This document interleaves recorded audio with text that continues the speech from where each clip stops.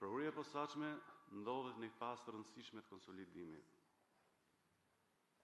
ku implementimi i strategjive të institucionit lidhet drejt për drejt me përmbushjen e misionit kushtetues, luftën pa kompromis kundër korrupsionit, të zyrtarëve të lartë dhe krimit organizuar.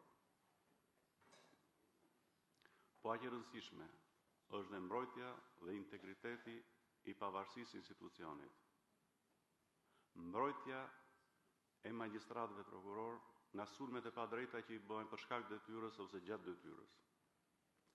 Ndaj gjej rastin të shpreh vlerësimet maksimale ndaj trupës prokurorëve të prokurisë posaçme, jo për arsye subjektive, por për shkak të rezultateve të cilet kanë arritur, pasi secili prej tyre është kandidat potencial për drejtuar atë strukturë.